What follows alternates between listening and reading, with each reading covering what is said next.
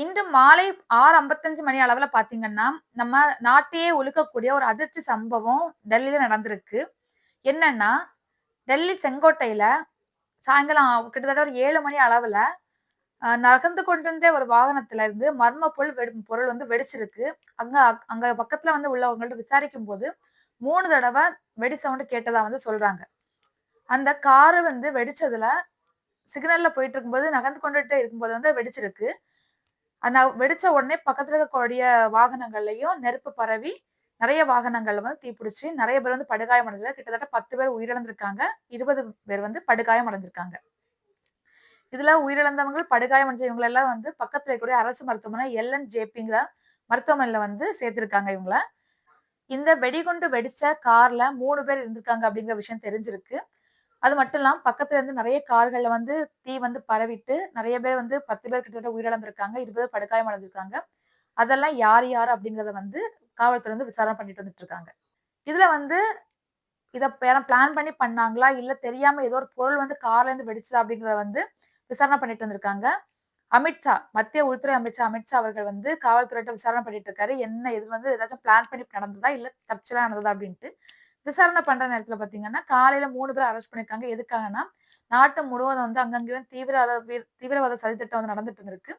இதுல வந்து சந்தேகத்தின் பேர்ல 3 பேர வந்து அரெஸ்ட் பண்ணியிருக்காங்க. அவங்களுக்கும் இந்த வெடி விபத்துக்கும் ஏதாவது சம்மந்தம் இருக்கான்னு சொல்லியும் அவங்களையும் விசாரிச்சு வந்துட்டு இருக்காங்க. செங்கோட்டைங்கும்போது வந்து ரொம்ப டெல்லி வந்து ஒரு நம்மளுடைய தலைநகர் அப்படிங்கிறதுனால எப்பவுமே ரொம்பவும் பாதுகாப்பா இருக்கக்கூடிய இடம். போலீஸ் பாதுகாப்பு நெறைய இருக்கும். செங்கோட்டையில வந்து ஆள் நடமாட்டம் அதிகம் இருக்கக்கூடிய இடம். ஆயிரக்கணக்கானோர் வந்து போகக்கூடிய இடம். அ மெட்ரோ ரயில்வே ஸ்டேஷன் பக்கத்துல இது நடந்திருக்கு. இது வந்து ஈவினிங் நேரமா இருக்கு. சாயங்கால நேரமா இருக்கிறது அப்படிங்கிறதுனால, நெறைய பேர் வந்து வேலைக்கு போயிட்டு வீட்டுக்கு திரும்பக்கூடிய நேரமா இருக்கும். இதனால நெறைய பேர் வந்து படுகாயம் அடைஞ்சிருக்காங்க. பக்கத்துல உள்ளவங்கள்ட்ட கேட்பாங்க இல்லையா? எந்த மாதிரி என்ன நடந்துச்சு? என்ன ஏதுன்னு நீங்க ஏதாச்சும் கவனிச்சீங்களான்னு கேட்கும். 3 தடவ வெடி சவுண்ட் கேட்டதா வந்து சொல்லியிருக்காங்க. இப்போ வந்து டெல்லி பார்த்தீங்கன்னா, டெல்லி ரயில்வே ஸ்டேஷன், சென்னையிலயும் நெறைய இடங்கள்ல சோதனை பண்ணிட்டு இருக்காங்க. இங்க இது எல்லாமே வந்து டெல்லி பார்த்தீங்கன்னா, மொத்த இடமும் ஒரு பாதுகாப்பு வலயத்துக்குள்ள கொண்டு வந்திருக்காங்க. நாளைக்கு அமித்ஷா வந்து காவல்துறை ஆணையர்ட்ட வந்து கேட்டு எல்லாமே தெரிஞ்சுக்கிட்டாரு. இத வந்து நம்மளுடைய பிரதமர் நரேந்திர மோடி அவர்கள் டைரக்ட்டா அமித்ஷா அவர்கள்ட்ட கேட்டு எல்லா விஷயத்தையும் பேசியிருக்காரு. நாளைக்கு வந்து 2 நாள் வந்து பூட்டானுக்கு வந்து அரசு முறை பயணமா வந்து நரேந்திர மோடி போகிறதா இருக்கிறாரு. இந்த நேரத்துல இப்படி ஆயிடுச்சேன்னு சொல்லிட்டு அவர் ரொம்ப வந்து வருத்தத்துக்கு ஆளாயிருக்காரு.